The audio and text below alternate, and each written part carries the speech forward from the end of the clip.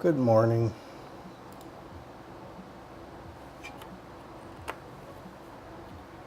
Hey, Magnum Baguette.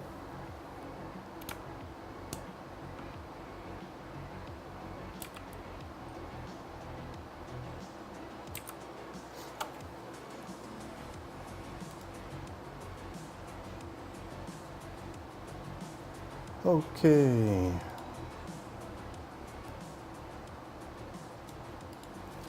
Today is Tuesday, the 4th of September, 2018. This is the nybbles.io daily programming stream. My name is Jeff. I write code every day, and I stream here on Twitch Monday through Friday. We continue to work on Basecode, the Bootstrap compiler. Today, I have a pretty limited time slot.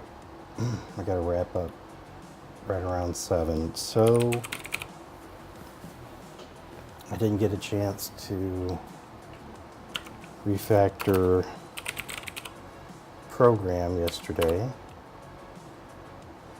so I thought I could do that today.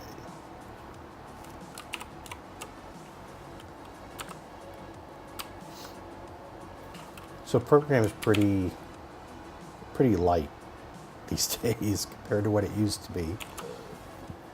Excuse me.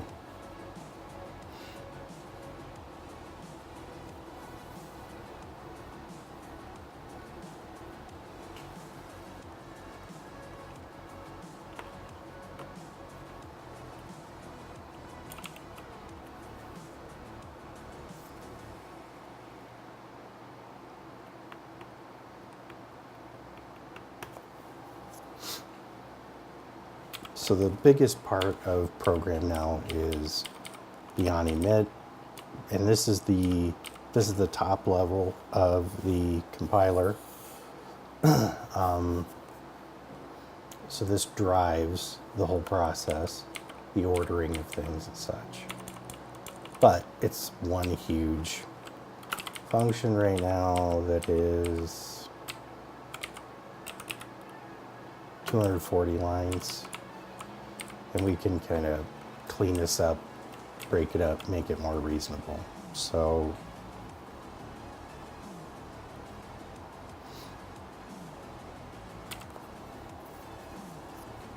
the first thing I want to do is let's hoist this to a field, private field on the class.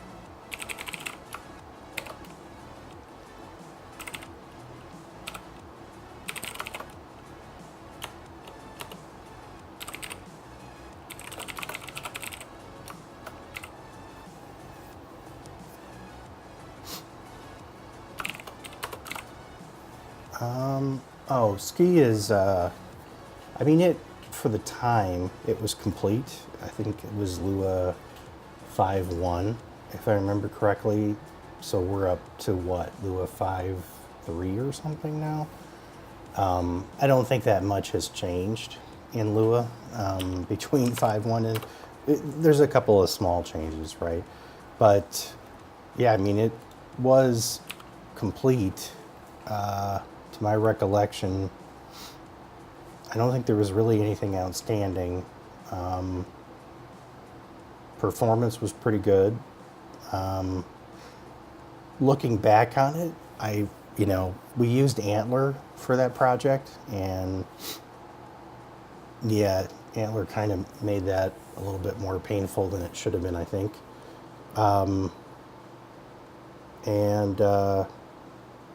But yeah, all in all, I mean, the bytecode generator is solid. I think it pretty much works. So if you find any bugs, let me know. I'll fix them. But honestly, so not to pimp my own stuff, but there's a better project out there now. See, at the time when Ben and I made Ski, there wasn't Moonsharp didn't exist, and but now Moonsharp is out there, and it's maintained constantly, and it has a really large ecosystem around it now. I would pretty much recommend, again, you know, Ski works, it does what it's supposed to do, but I think Moonsharp is far more supported and modern.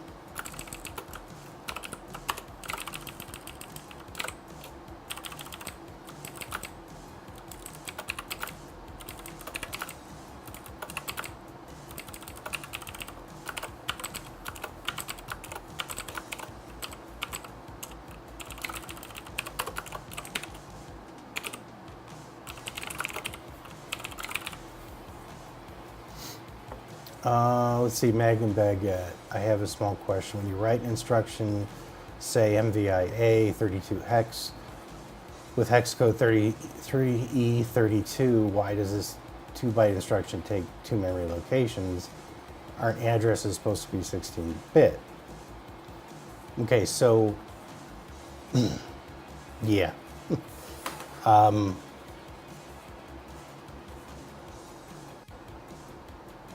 On Moonsharp, or man, I don't think I committed anything to Ski recently. That would have been from like 2009 or 2010 or something, I don't know. But yeah, so 2017 trumps my stuff anyway. Okay, so back to Magnum Baguette's question. Why does this 2-byte instruction take 2 memory locations?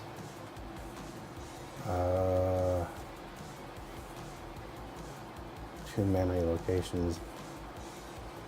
Well, 2 bytes, 2 8-bit values is a 16-bit value, right? So that's 1 16-bit memory location.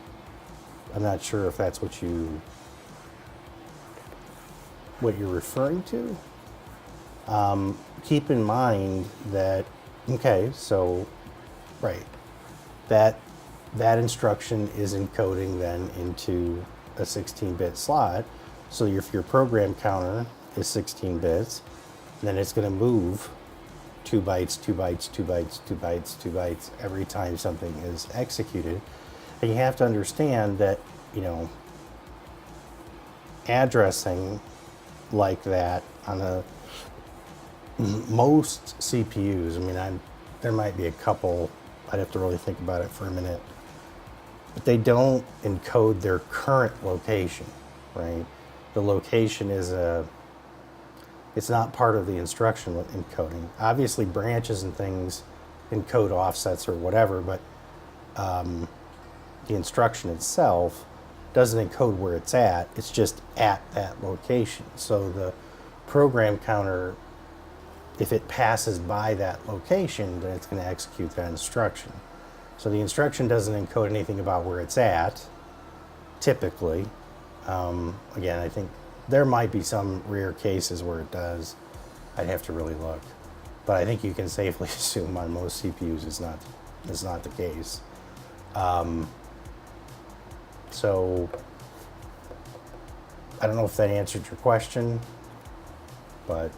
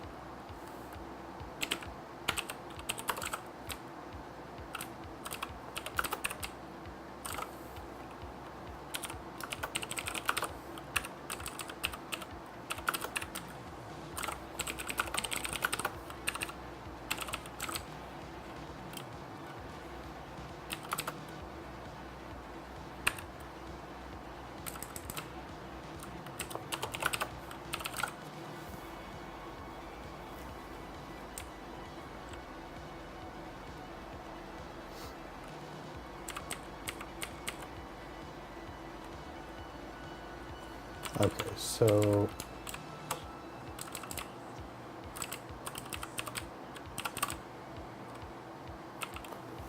I hoisted that map into a field. I added an initialization call for it.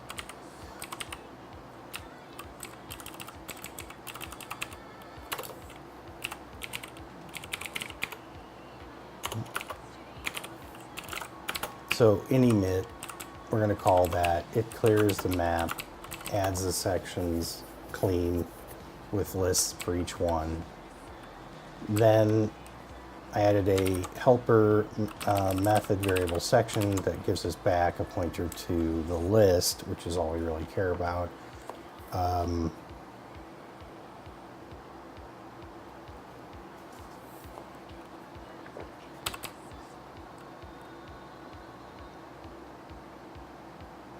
Okay, so that cleaned up that section a little bit.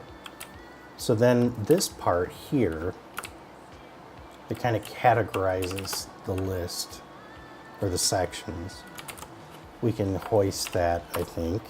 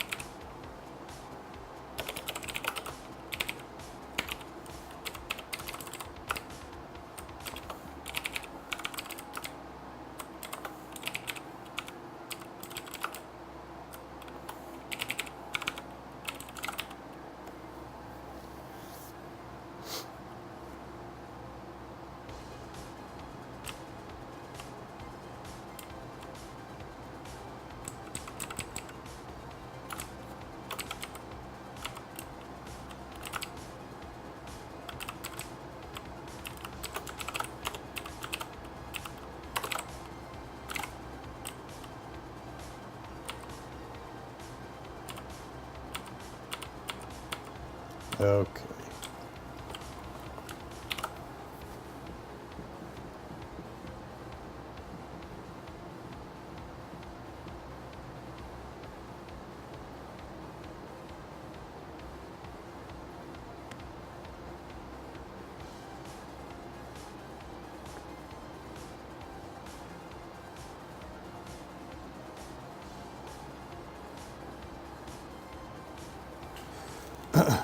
So the next thing we want to do is we want to take this switch statement in this, we want to move it to a helper function.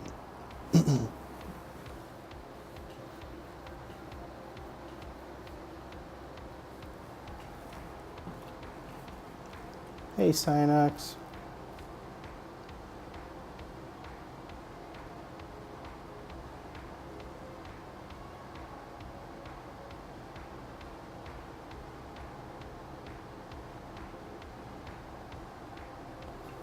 Oh yeah. The never-ending cycle. Writing shitty code and then having to clean it up.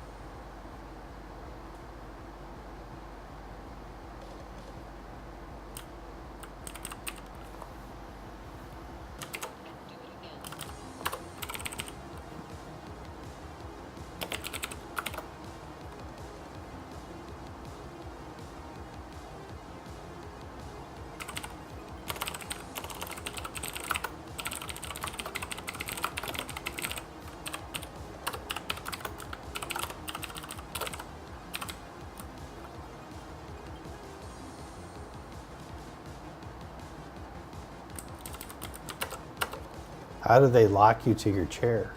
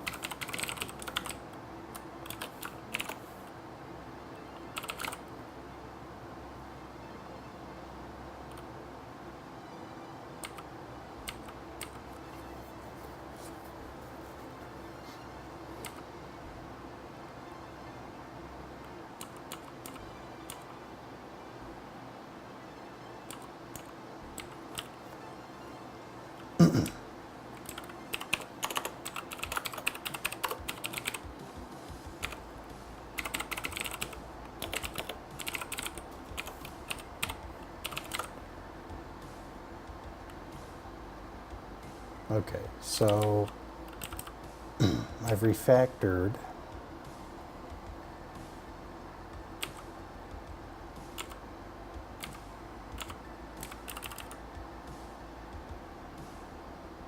that big switch statement into this function that we can now recurse into.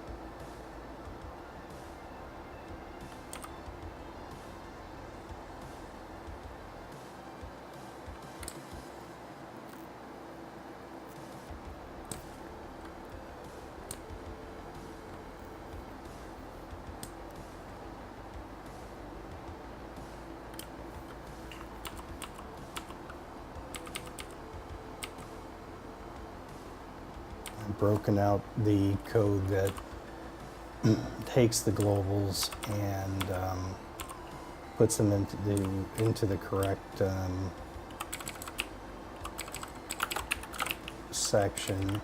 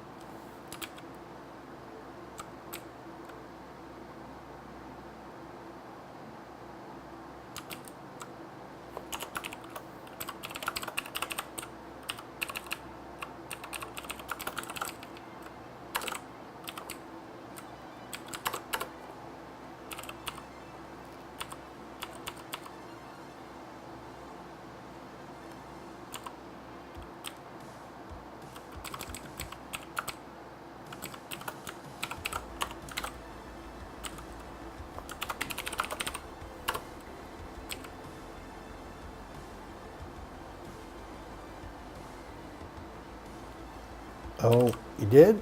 I haven't had a chance to get to it. Sorry.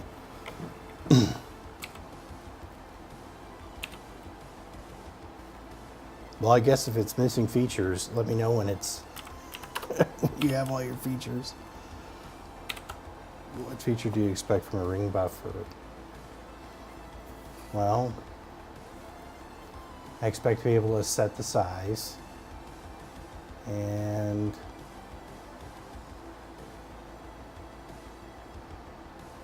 then I guess I expect to be able to insert data into the ring buffer without it colliding. I expect to be able to continuously insert and read without the two interfering with each other.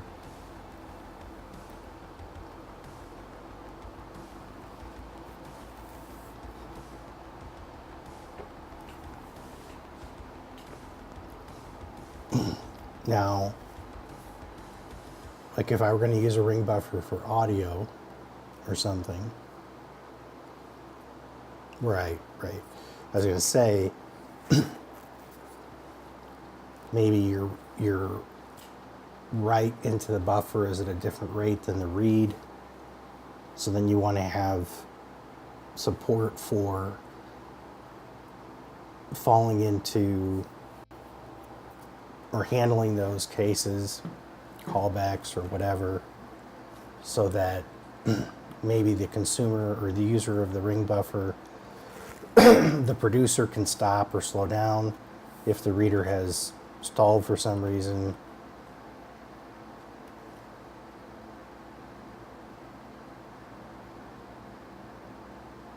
Cool.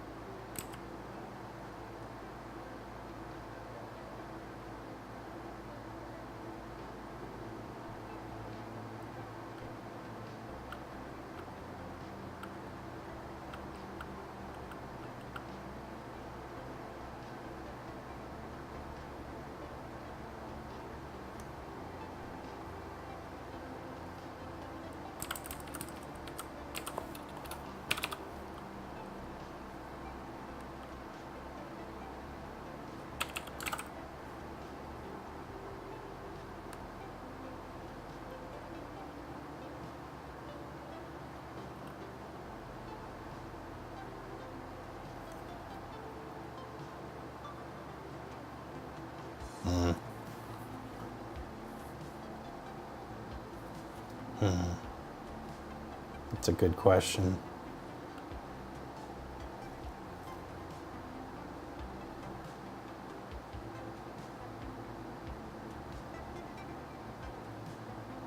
Yeah, I'd have to think about that. So you want to be able to read any range of bytes from the ring buffer, but it's not a consume, so we're not officially moving the read position. Okay, it's a message buffer. All right.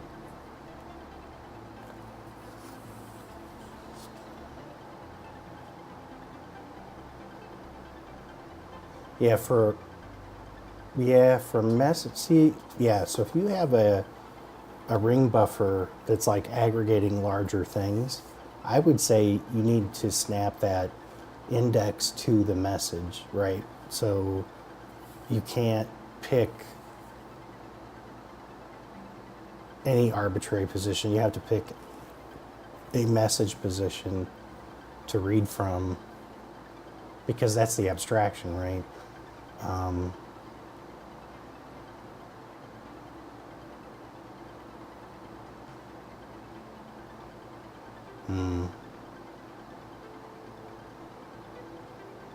You can't.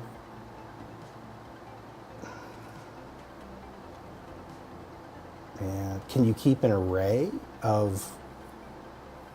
I know you said you don't want an additional structure.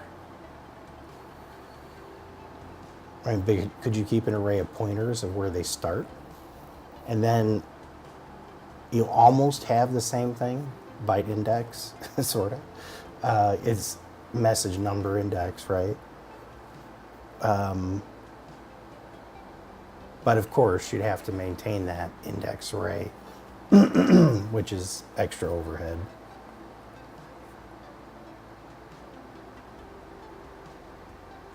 Yeah.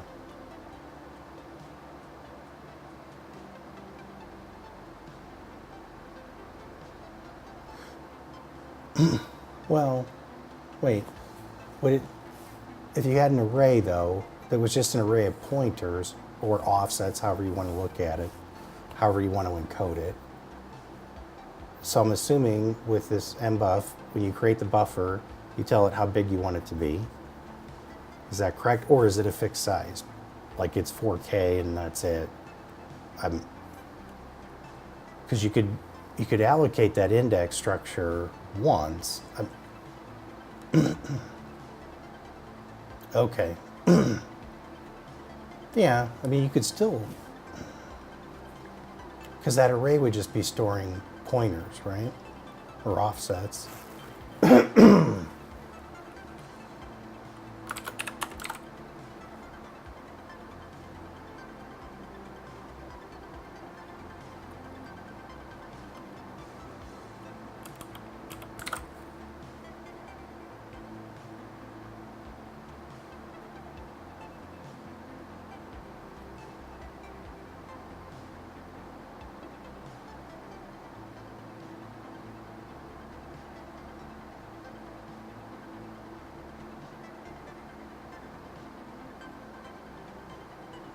Right, okay, yeah.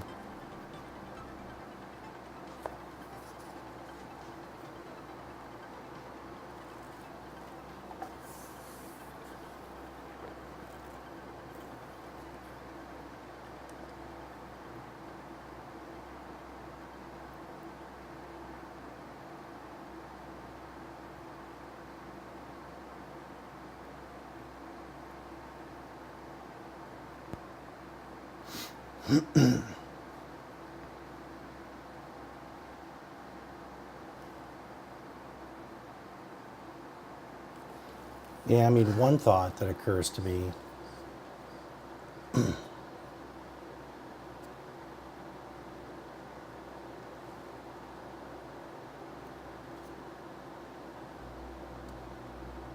there you go. There you go. That'll work.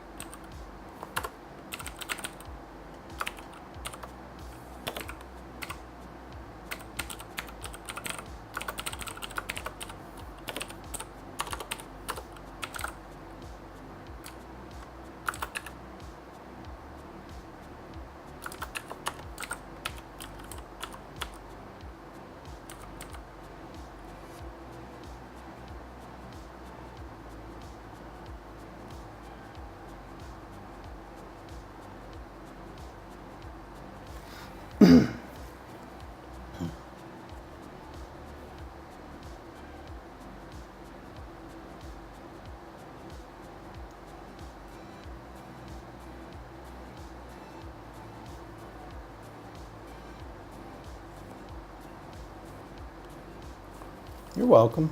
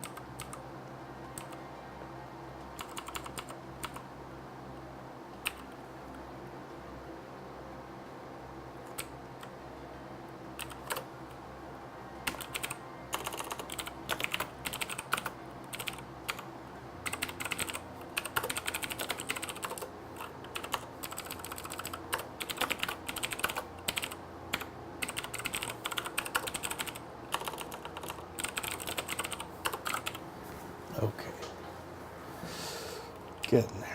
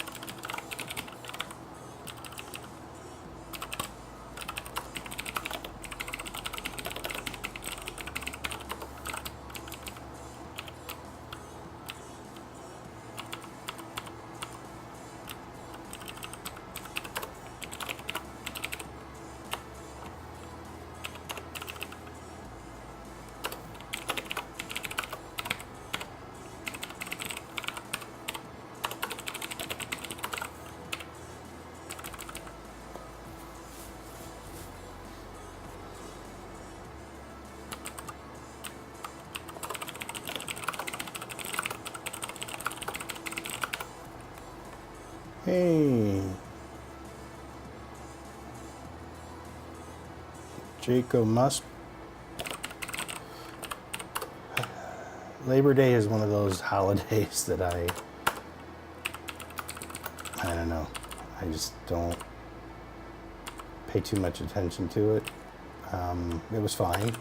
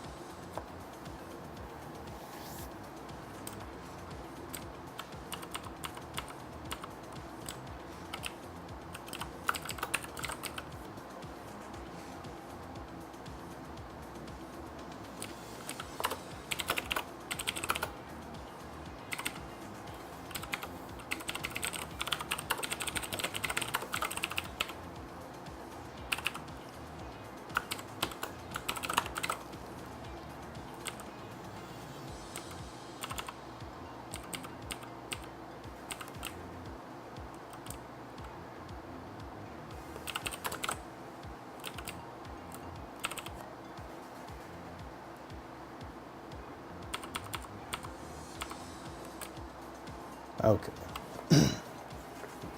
So on Emit now, we initialize the variable sections, then we emit the Bootstrap block, which right now is just a, let's see, Bootstrap block. We create a block, and that just has a jump direct to the initializer label, which will come later. But eventually we might put some additional code in here. So that's why I broke this out. So then we're going to emit our sections, our variable sections for global data and initialized data and all that jazz. Then we're going to emit the initializers, then the implicit blocks, then the finalizers.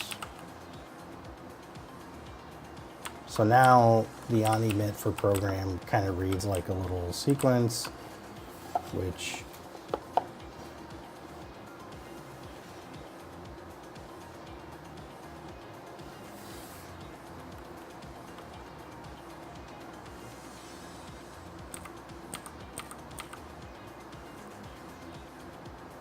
plus I changed the way I'm generating more blocks now. So before I was kind of lumping everything into the initializer block, which I don't know why I was doing that. So now each implicit block gets a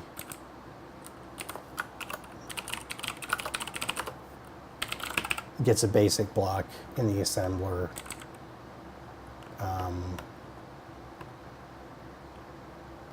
And I mean, that doesn't really, it's not going to change the output or anything. It's just, I think it logically makes more sense.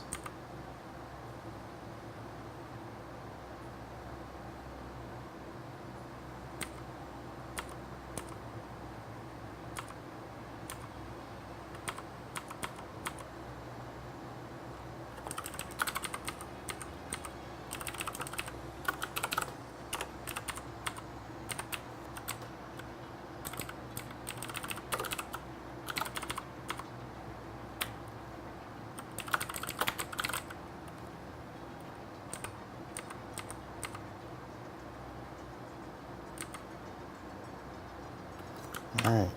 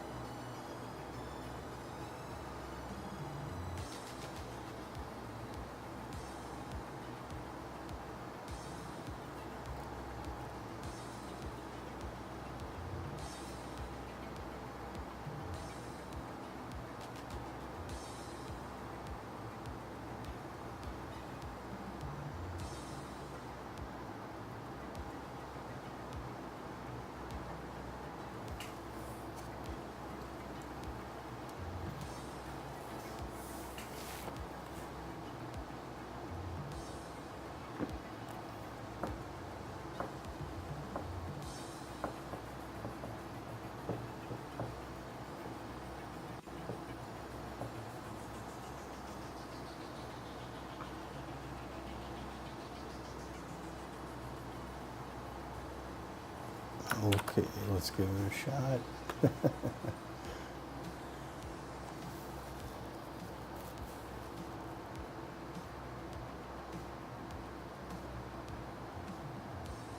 Yeah.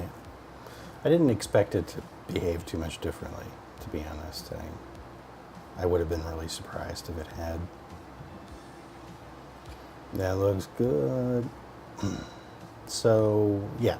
So the Bootstrap block is now its own. All of the section stuff is in its own block. And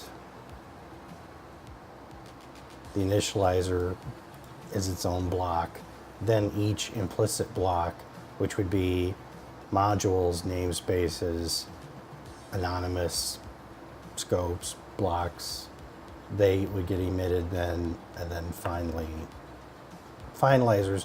Procedure types probably are going to get emitted separately here. I'm not calling that right now. I just took that code and kind of moved it. But somewhere in that sequence up above will emit the procedure types. And each procedure type would get a block. So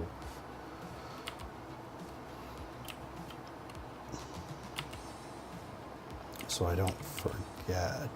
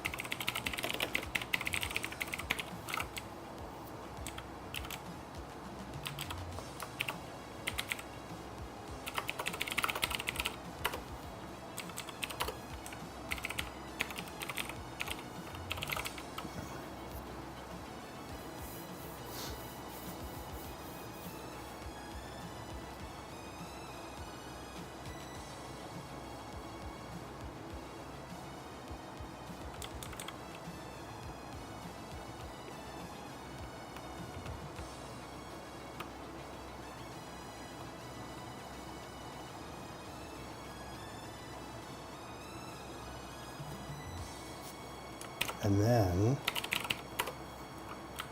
that makes me think of wanting to clean up this disaster.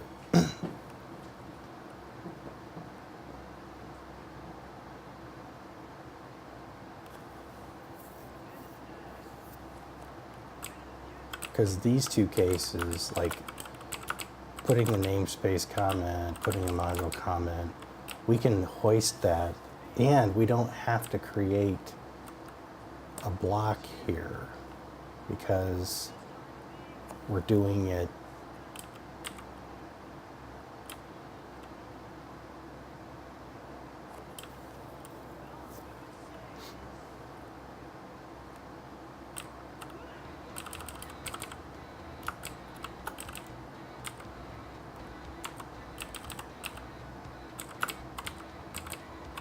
so what happens if I just comment that out?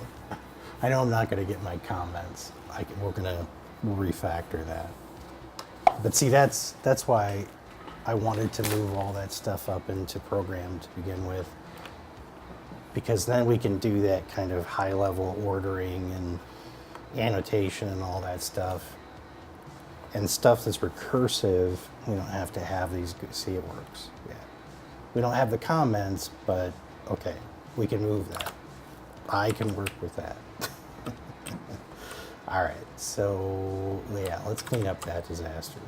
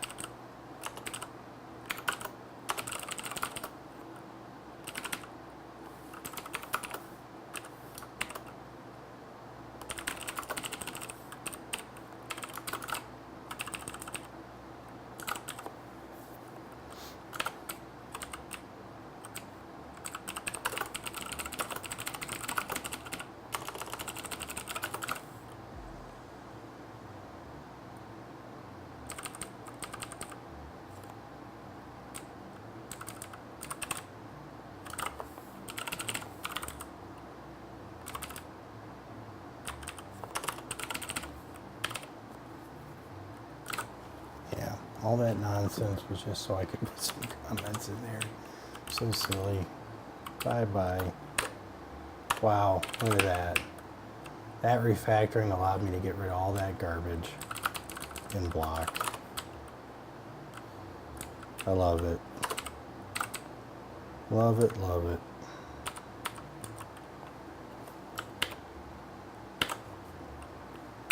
And now I have total control over anything, the context.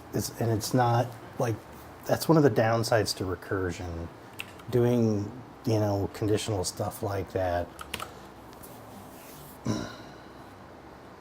Recursion's best when you can just sort of kind of let it flow down without a whole lot of branching and state. You know, like you can have conditionals, but it's like state management is where it gets nasty quickly.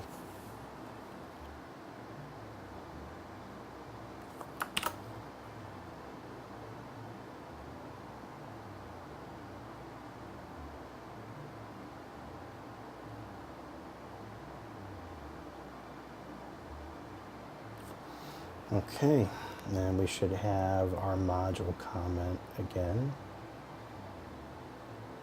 which we do. There it is. Oh, it's not creating the label. I did forget that. So, yeah. That's easy.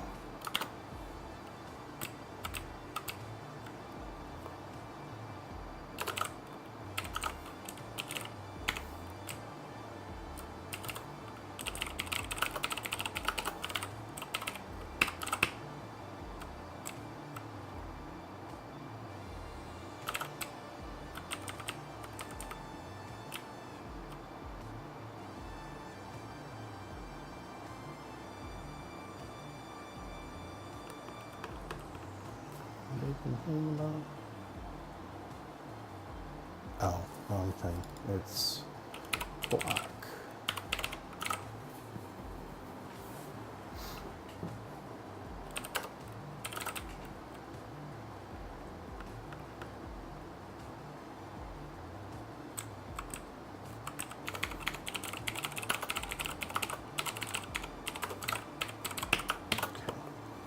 So that should get us back to where we were.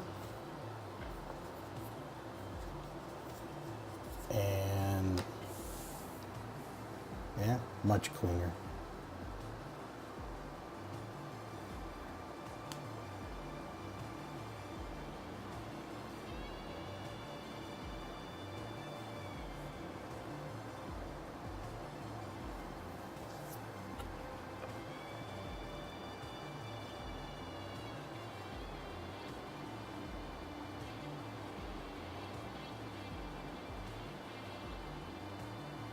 Yep.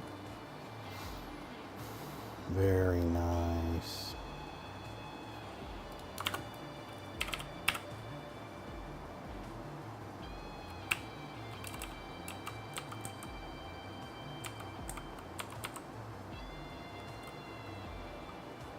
And then when we swing back around to procedure types, we can do the same thing here, right? We can create the labels, we can create any comments.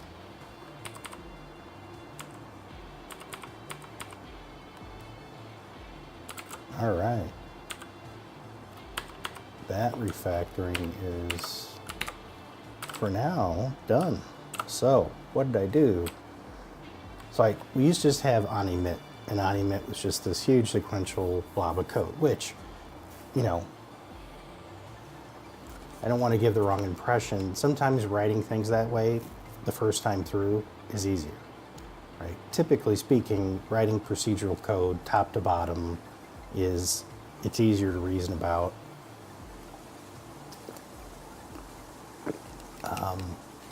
Especially in the very early phases, right? But once you start getting enough complexity, that's when breaking things apart and having smaller functions that do one particular thing and that's all they do ends up being a bit nicer in the long term. So what I did was I broke Emit into a bunch of other helper functions. So we ended up with initialize variable sections, emit section variable. We'll go through each of these in flow in the actual module because I think it makes more sense. I also hoisted one local variable to a field because a bunch of these consult this and it's just easier to have that be stateful on the class. The initialize variable sections helper resets that. So we can, theoretically we could emit multiple times from a program and it would work just fine. Excuse me. Okay, so let's look in program. I had to add one more include because I wasn't pulling in that element. I'm going to come back to emit section variable. We're going to start here in on emit. So this used to have the whole procedure in it. Now what we do is we call initialize variable sections. So this clears that field, that map, and then inserts our sections into it. Then we call emit bootstrap block. So emit bootstrap, gosh, I can't type today. So what's the bootstrap block? Well, right now what it does is it jumps over all the initialization and functions and anything else we would generate, but there's actually a couple other steps this thing will eventually do. One of which will probably be to initially set the frame pointer to the stack pointer, and it'll initialize some other things, right? So that's what the bootstrap block is. It's the very first little bit of code that runs in the interpreter before the actual program starts. This is really where, as a compiler writer, I can put really, low-level, pre-compiled code that I want the program to execute. So that's what that is. Then we'll go back to emit. Then we emit our sections. So then emit sections does two things. First, it calls group identifiers by section. So what does this do?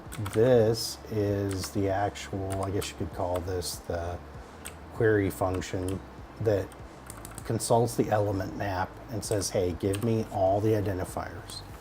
Okay, then it loops through those and it asks, okay, if this is an identifier that's within a procedure, we're not doing those, right? We only want to do module, static, global, whatever you want to call it, right? Type stuff at this point. If it's a variable that belongs to a field in a structure or something, we're not interested in those either. Because again, remember this query here, this gives us all the identifiers, regardless of where they sit in the model. So we have to kind of, check to make sure that it's the kind of identifier we're interested in. So if we pass those two checks, then we grab the type off the identifier. If it's null, that's an error, and I should put an error in here. I keep meaning to do it, and we bail. Otherwise, we grab the initializer off the identifier. If that's not null, and it's a type reference, or it's a procedure type, right? Because remember, in this language, we don't have function foo whatever or something like that. We have identifier assigned to this type, right? So procedure types they're assigned to identifiers just like everything else. And we want to skip those at this point. And then if it's a namespace type, we don't want to do anything with it either. Because every time you create an identifier that is assigned to a namespace, that type, it's a lame type. It doesn't do much, right? It's part of the import system, and the namespaces are considered, but they don't functionally do anything. So we ask if the identifier is constant. So if it's constant, then we put it in the read-only list. Otherwise, we put it in the data list.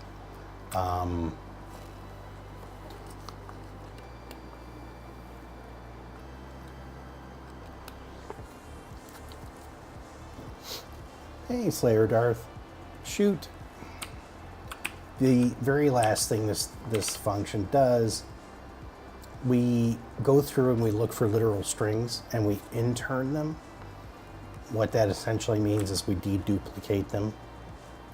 So what does that mean? That means if you have like print, quote, %s, quote, print, quote, %, you repeat that literal in the source code hundreds and hundreds of times. We don't want to encode each one of those uniquely. We don't need to. They're all the same. So we collapse all those literal strings down to one set. Then we walk that set and we add kind of a pseudo variable to the read-only list for those. So this is just populating that map. So we're putting variable pointers into lists underneath each section. So then we're going to emit the initializers. And this is one of the next things that I need to work on. So what is this? So this is the label, actually. This is the block that the Bootstrap jumps to. So the Bootstrap does its stuff, then it jumps to this. What does this do? Okay, so this block is responsible for, so let's talk about like string literals, okay? So let's say that you had, and an example here might make more sense. So let's say we had A is equal to hello world, like so, okay? And we want to do that. Okay, so what's actually happening here? So there are several parts to this. First, this is a string literal. It's going to get, so if there were multiple hello world string literals, those would all get collapsed and they'd be put into the read-only segment. So in the read-only segment, we emit the length of the string and the bytes of the string, okay? But that's not a full string structure. That's not, the string type, which is what this is. This is a different structure than just the raw data, okay? So this is just the raw data. So the string has a pointer on it to where the data lives. It has a capacity and a length, and it has other stuff on it, right? We don't know what any of that is at compile time. We know what the structure looks like. We don't know what the values are yet. We don't know where in memory things are going to be, yada, yada, yada. So what happens is the compiler hoists this into the read-only segment, and we put a label on it. Great. But this is actually a string type, okay? So what needs to happen is at some point in the code, we have to initialize, we have to construct that string, okay? So there's actually going to be this constant data that goes up into the segment, and then there's going, in the data segment, there's going to be an entry for A that has the fields of a string, okay? It's going to be how many ever bytes a string is, the structure, there's going to be space for it there. But the type, the variable, is not initialized yet. So what needs to happen then is we have a section in the code that is going to take So actually, let me switch over to this one.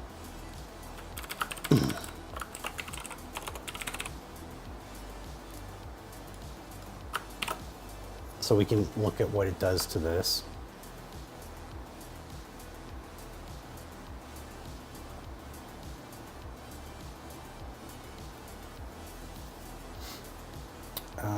Oh crap, yeah, I don't, the FFI stuff doesn't support that yet.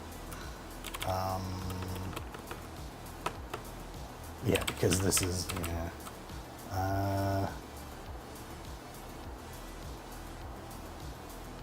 How can I do that? Well, here, we'll just do the variable for now then.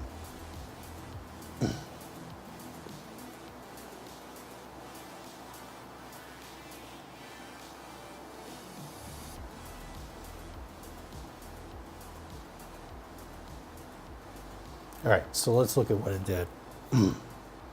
So in the read-only section, why did it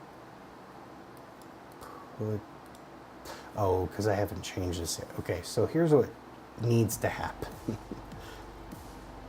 Yeah, this is a little wrong. What needs to happen is this needs to be treated as a string literal, which would go up in the read-only section, and then this variable would be a data definition or a reserve of so many bytes based on the size of the string structure.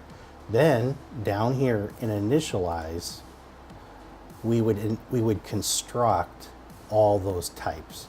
So what does that mean? Well, we would emit code that would populate the fields of the string type for A. So the length would get set to the length of the string, the pointer to the data. We probably, because strings are mutable and dynamic in this language, what we would have to do is allocate a buffer against the string type, copy the read-only data from the string literal into that, and then, all the other stuff. But then that makes A real. That A now is a string, A points at a string that has all the parts in it that are correct. And that's going to be true of pretty much any of these composite types we have. Arrays, any's, anything like that, right? User-defined structures. And eventually, for user-defined structures, and that's going to include anything that isn't an array, a string, or an any, essentially, or a type. And when we rewrite the compiler, those will all be user-definable too. But for user-defined types, like structs, enums, unions, you'll be able to specify a function that is considered the constructor or the finalizer for that type, so you think you can do anything you want with it. And so instead of the compiler doing default assignments, so for like numeric values, assigning everything to 0, for strings, doing some like base simplistic initialization, it would let you do whatever you want. So that's what the initialize is for. I was looking last night at C64 games at GitHub I could load onto my C64 emulator so I could tinker with them, and I found one that specified that I had to use a turbo assembler. And I take it I want to use turbo, I'm better off oh no. There was a Commodore 64 assembler called Turbo Assembler.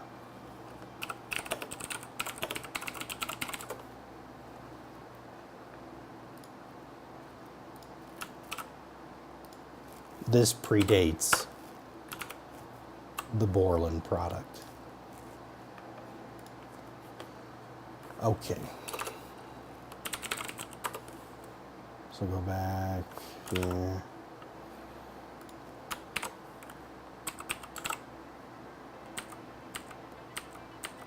So obviously, like for strings and string literals, there's some stuff that's not quite right here. So I gotta fix that.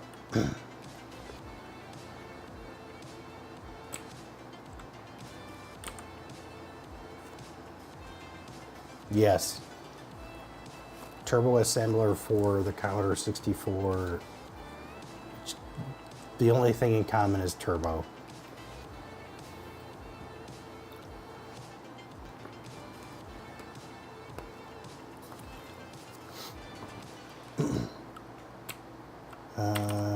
Where was I?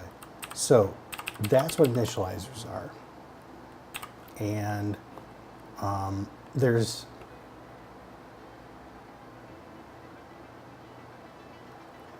go to that website. Yeah, I mean, the Turbo Assembler was a C64 program. You ran it, and it had a little built-in screen editor, and you could load and store, source files with it and assemble them. So if you go to that site, I believe they've kind of kept it more or less up to date. It's been a while since I've looked at it, but you should be able to download it and use it right on your C64. Like, they should have a D64 download option, right? So you can just drop it right into Vice and use it. And then from there, you would grab whatever stuff is on GitHub, pull it down, load those directories on those disks that they give you, because they're going to be, if they're telling you need to use the assembler, then I'm guessing they're giving you source code, so you'll need to do a directory listing on those and load them up into Turbo Assembler, and then assemble them and all that good stuff. Do you buy your water or do you purify? I buy my water.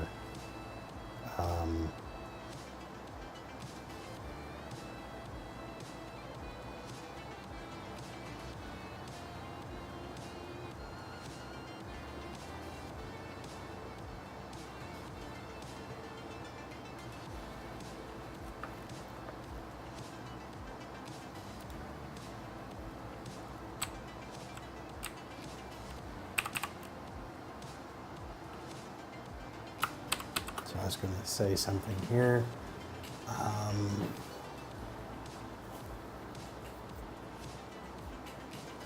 Well, then I'll die, I guess.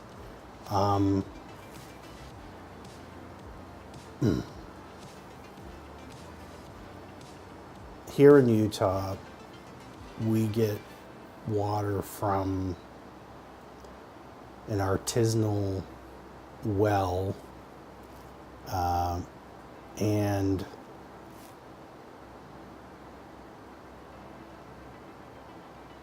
I'm not sure of the specifics, but my general understanding is that it's quite deep, and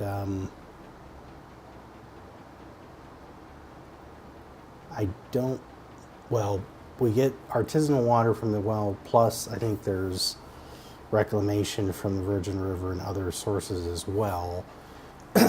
Whatever is in the water here, my digestive system does not appreciate. If I drink the tap water here, even if I try to heavily filter it, there's just something about the water from this location, and it's not toxicity. I look at the water reports every quarter. I mean, they don't have any more toxicity here than they did in Chicago, but it's a different source of water. When I lived in Chicago, I was drinking from Lake Michigan after them processing it or whatever. Here, I'm drinking from water that, dinosaurs shat in. I don't know. So for whatever reason, the water here does not agree with me. And I end up with diarrhea, essentially, constantly. if I drink the tap water here. So I buy water where I know it was packaged from somewhere else. And then I don't have issues. So that's why I drink bottled water. I don't like doing it. It is money I would rather not spend. But yeah, I've tried. In fact, I tried as recently as a couple weeks ago to consume tap water here again, and yeah.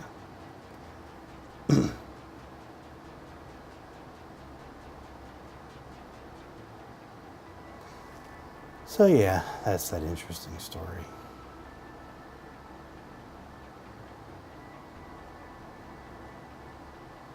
In Michigan, you're probably thinking about, where was it?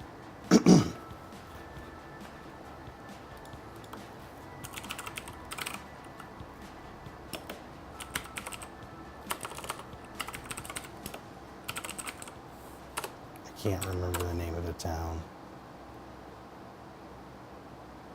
Hey, Soding.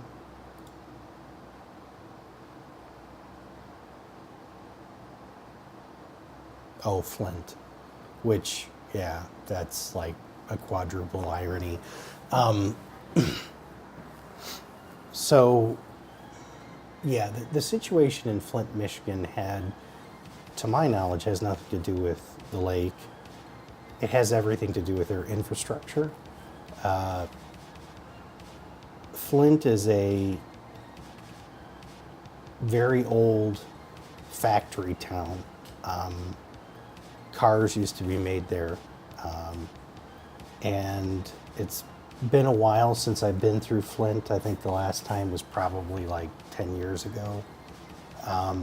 But it's a pit. I mean, I'm not trying to be mean to the people who live there, but if you find a picture of some third world, war-ridden location, Flint's pretty close. And of course, Detroit, which Flint's not that far from, is kind of in the same ballpark. So the issue with Detroit and its surrounding suburbs in general is that Detroit's broke. No one lives there. If you imagine a large city and swaths of homes and buildings, they're abandoned, right? There's no one there anymore. And there's no electricity. Like, they don't light the streets or anything anymore for large portions of the area. So all that is just basically me saying that it isn't surprising, right, that there's serious infrastructure issues in that area. And so the piping, to my understanding, was leaching, and because a lot of the pipes and infrastructure in the area are very old. And I think there was infiltration of groundwater supply from runoff and other things, and it just there's no remediation because there's no money. And of course the government, I think the really sad part is the people in the municipal government were aware of the fact that these things were decaying and not being maintained. And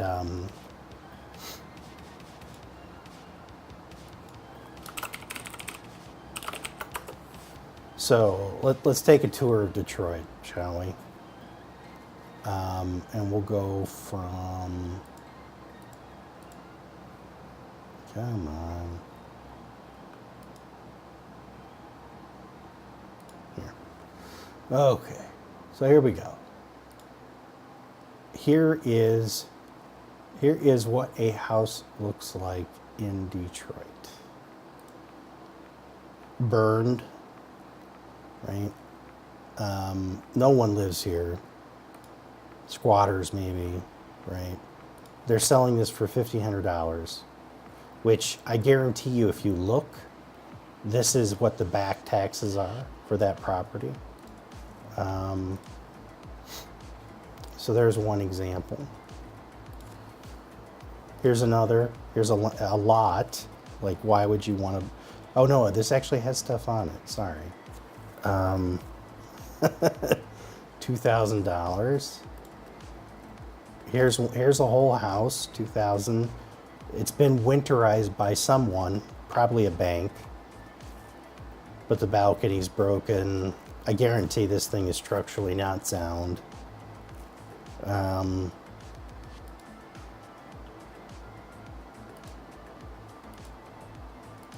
Yeah, so they probably only boarded up the windows and doors that were broken, because, you know, there are other windows on here that aren't, but you'll notice they're open, so that's not good. There's probably infestations. Yeah, this one only has one photo, which means that there's some, like, half the back is probably missing, or the roof is probably caved in on this one.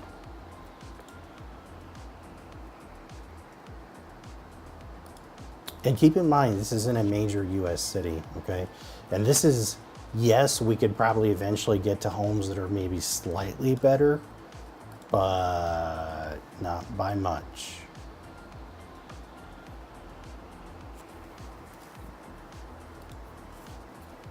Oh, here you go. Yeah, look at that. They want $4,000 for this one. I don't know why. This looks worse, and then there's only one photo on that, so it's garbage. And here's the thing. If you guys have ever bought real estate or worked in real estate, you know that photos make things look better, not worse.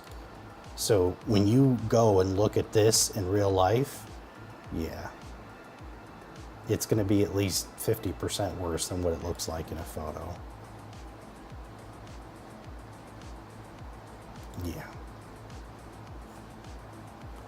Oh, there's definitely, I would say, pretty much all the buildings we're looking at are probably near, they're either drug houses themselves or they're near one. Believe me, and I'm not trying to be mean or anything here. If you went to this area, if you walked around and looked at these, you would fear for your life. This is not a safe area to be for anyone. The only people who could safely be here, and again, I'm not trying to be mean here, but the mentally disadvantaged, right? So if you're insane, if you talk to yourself, like, so you'll always see, and I use my experience with Chicago to kind of extrapolate this, but my brother and I always noticed that little old ladies that were crazy and pushed shopping carts and talked to themselves never got shot on the west side or the south side of Chicago. Like, they could walk in the middle of gang territory and the gangs would just ignore them, right? They would never shoot them. And honestly, like, they'd be nice to these old ladies. But you had to be crazy, right? It had to be a little old lady, and she had to be crazy. She had to talk to herself. That was the only way it worked. If you were intelligent and you could talk, you're screwed. So if you are a crazy person walking around in these neighborhoods, or you grew up in the area, so you're kind of a known quantity, then you might be okay.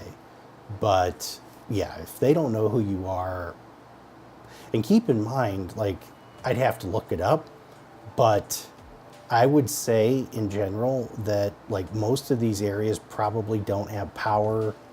Like, you probably would have to pay to get power brought back. it's a disaster. It's a war zone, really. The other thing too is that a lot of these homes that we're looking at right now, like if these don't sell, let's see, how long has this one been on the market? This one's been on the market for 56 days.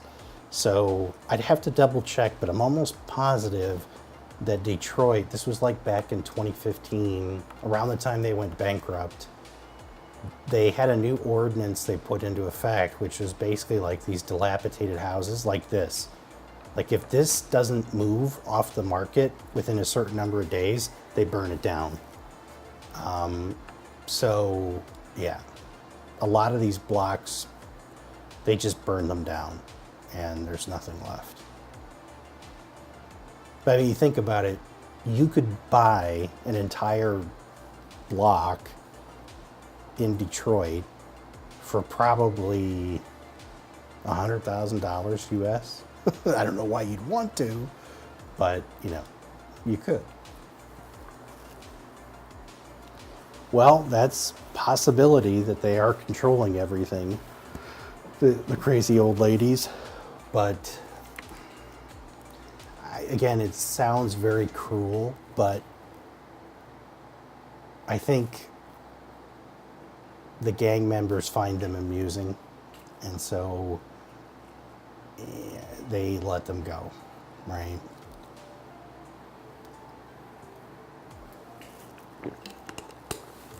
It's like, again, unless you've lived in Chicago and you've been in the area, it's hard to explain, but like,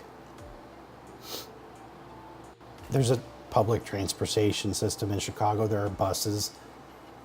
There are buses that if I ever got on them, I would probably have, my chances of death within 30 minutes would go up by 100%. But if I were crazy and I talked to myself and I were a little old lady, they'd let me get on the bus, right? And they just ignore me.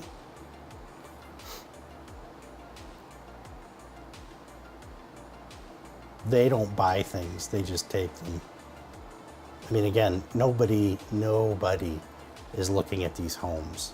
Nobody's paying attention to them. I don't know if you noticed, but like the few of the homes that were winterized, I mean, again, like a bank probably paid somebody $500 to winterize the house, and then like they don't care anymore. So the locals, if somebody wants to turn one of those homes into a crack den or something, they just bust down one of the boards and just use the house. They don't have to pay for it. And again, remember, Detroit is bankrupt. They have no money. I don't know what the situation is with their police force, but I'm guessing it's non-existent.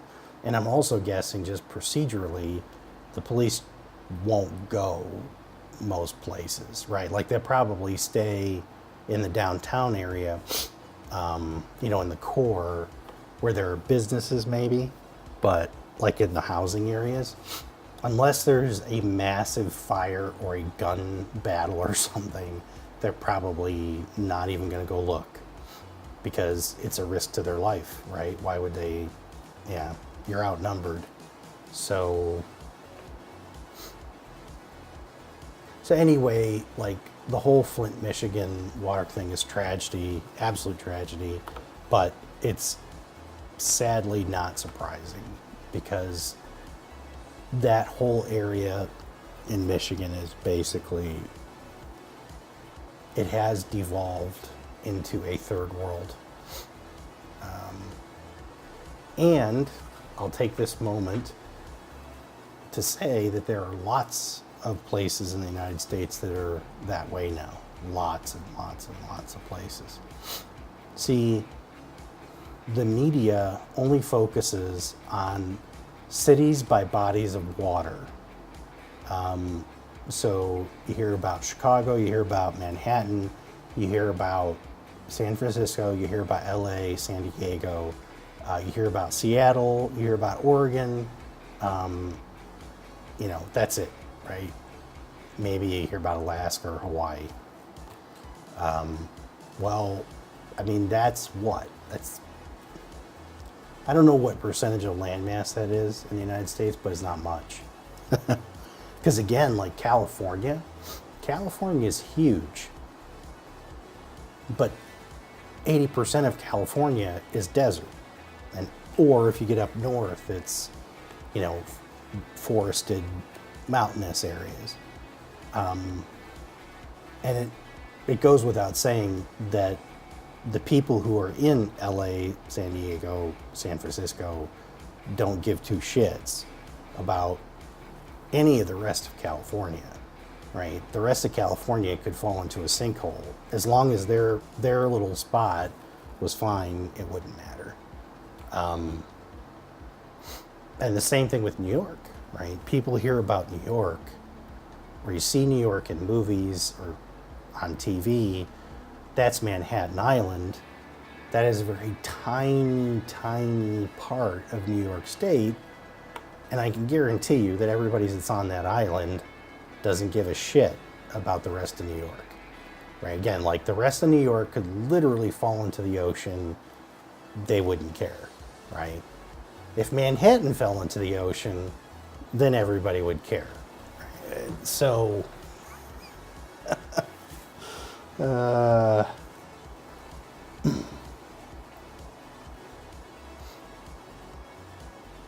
and likewise, if I'll make a speculation, if people in San Francisco or one of its outlying cities or suburbs were being poisoned, if their water, if heavy metals and other toxins were leaching into their water supply, you had better believe that they would spend every single penny they could possibly spend to fix the problem.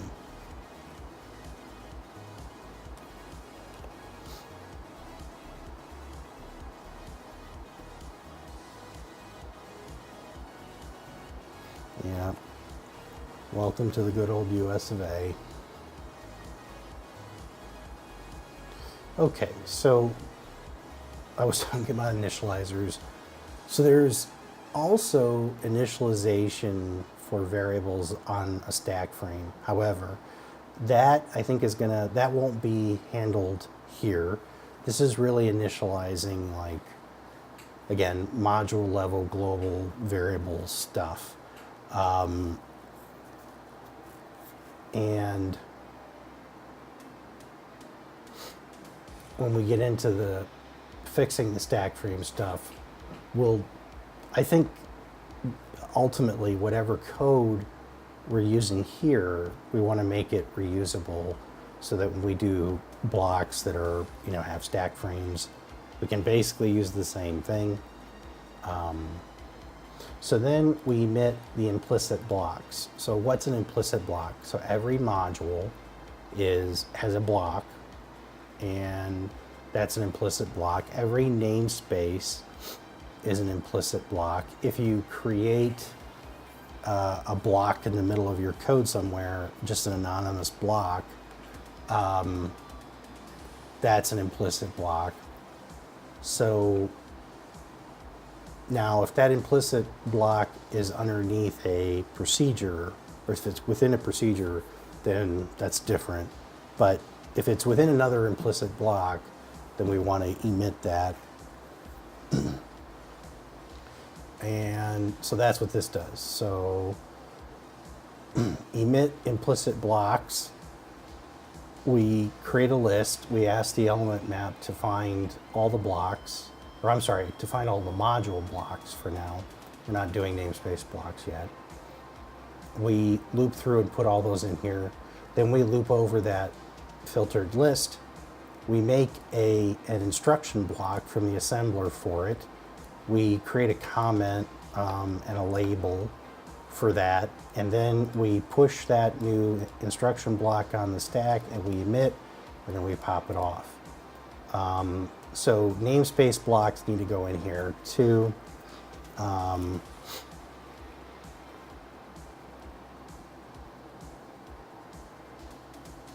then finally, at least at this point, we call Emit Finalizers.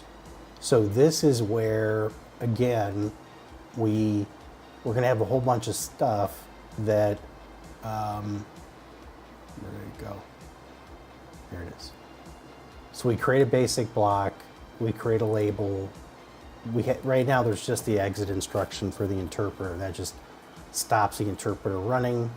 But ultimately, like if we allocated for global variables, like in my string example, we allocated memory for A, we would want to generate code that would clean up all those things. Now, again, I mean, technically speaking, right, the heap is managed by the interpreter. Even in the operating system, we generate native code. Like, the operating system will clean up a lot of that stuff, but we will generally probably emit code, right, that does the cleanup. It'll just do the reverse of whatever the initializer is for the most part. And then that's the end. And the procedure types, once we get back into procedures, which I'm kind of holding off until the end because for obvious reasons, I think they're going to be the most complex. But it's very much the same, right? We go through, we find procedure types, we filter down, and we loop through and we emit those out. There's more that is going to have to be done with that. I skipped over this top one, right? This emit section variable, right? So first we go through, we look at all the identifiers, we group them into the right sections. Then we loop over each of those elements, and we say, okay, emit that variable into the right section. And this is very primordial, the way this is working right now, because this was really just enough to get stuff going. So as you saw, like, we're not handling string literals with actual string types properly. There's some issues there. But in general, if it's a string literal, then we emit a certain kind of data definition and labels and things. For identifiers, we figure out what type they are, and then whether or not they're initialized or not. And we create the correct data definition instruction. We need to add other stuff in here, right? So like for string type, this is not really correct. This is a hack. So I need to come back and fix this. But we also need to do like really any composite type essentially. And then those composite types, we would loop over the fields. Those fields have identifiers. We would just recurse back into this to create the correct data definition parts. And that was it. And then, because of all that refactoring, I was able to come into Block. This is something I've been meaning to clean up for a while. I was handling, state essentially to try to emit the right things in certain circumstances and to remove blocks. Nasty, right? So now, Block is simple again. A block just emits all of its statements and you're done. So I was able to clean that up, and that's super great. So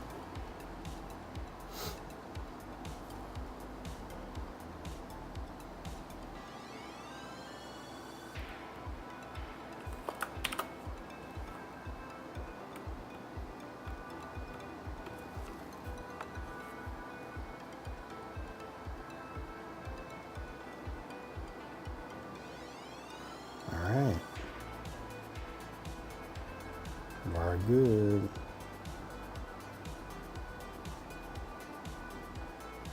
Yeah, so my next step today, which will have to be later today, be to continue kind of cleaning this up, fixing the composite type stuff, which will include fixing string, and And then, I don't know, maybe we'll have some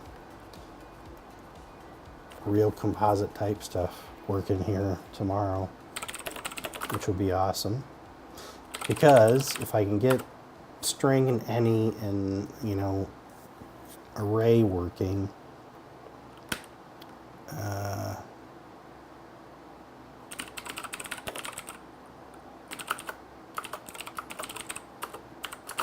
then I can get at least some basic type info.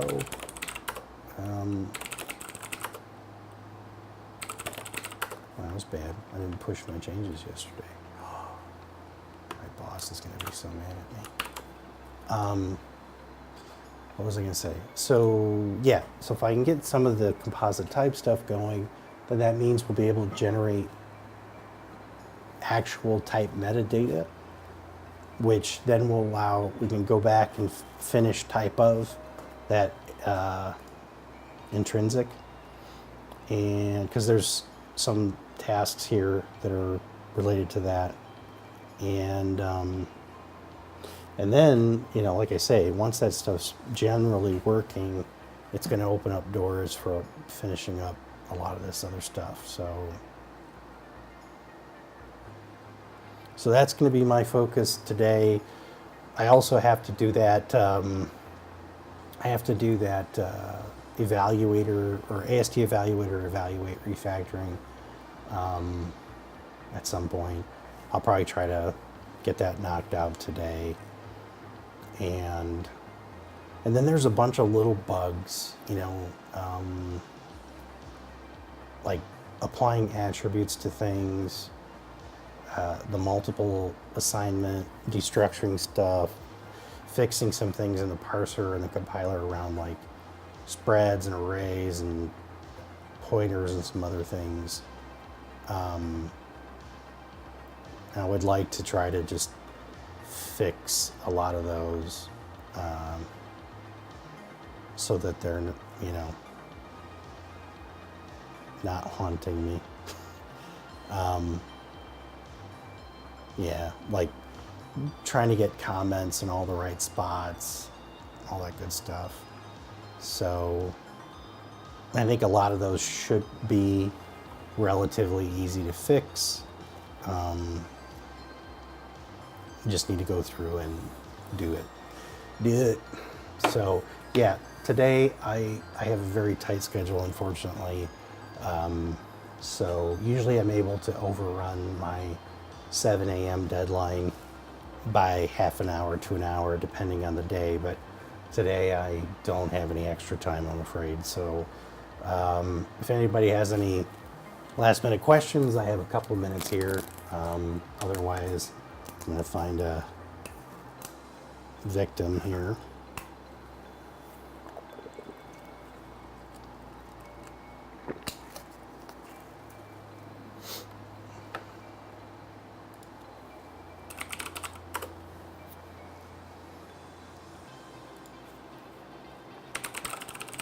Probably pretty quiet this morning.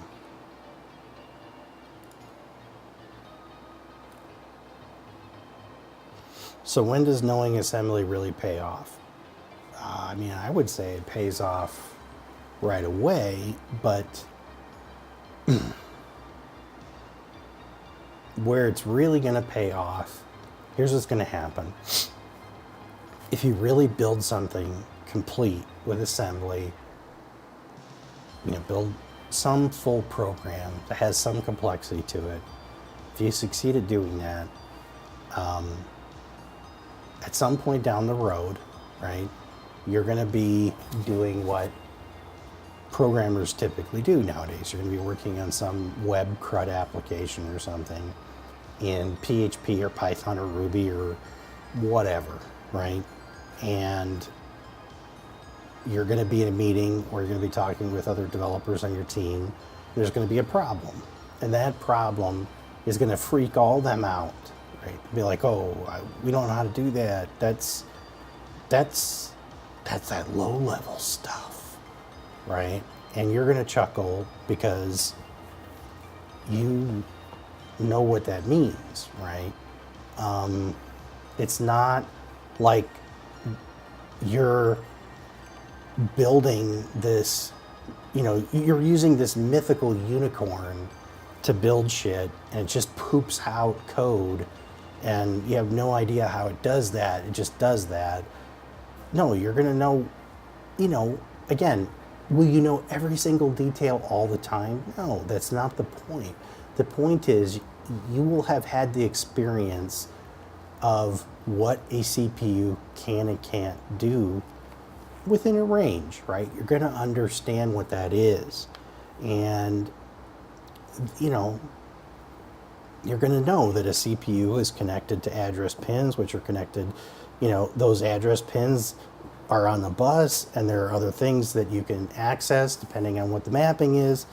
You have data pins on that CPU, and those data pins are what you use to set data on things that are on the bus.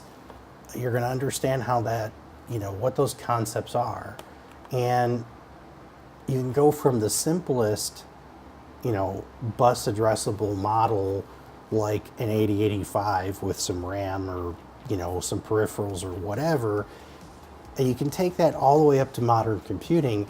Yes, there are extra layers of electrical abstractions and more complex buses that have more complex, handshaking and, collaborative mechanisms built into them. So, your 8085 experimentation is probably using chip select.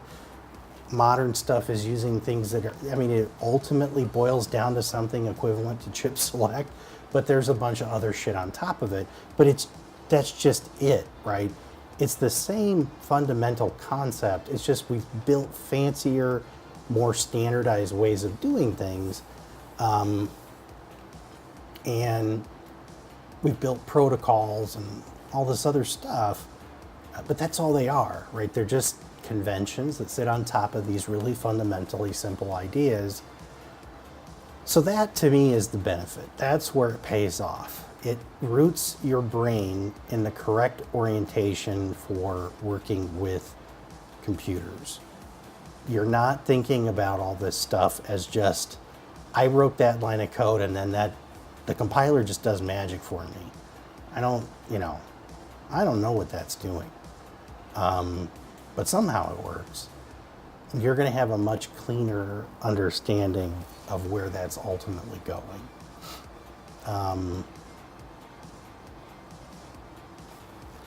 So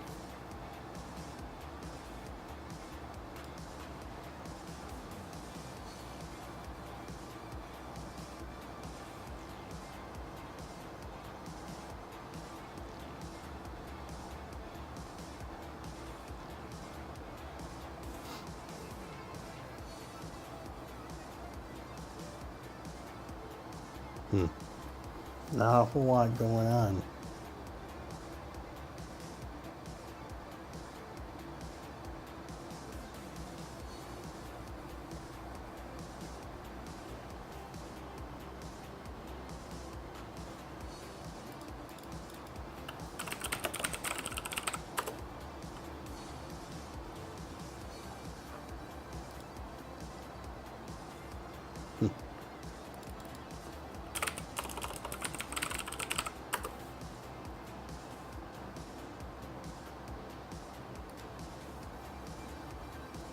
Well, let's do, what do we got?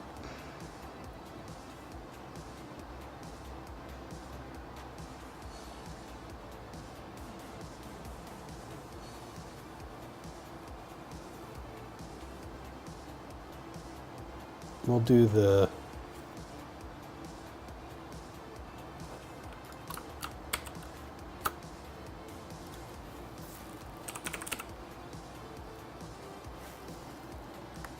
CMG.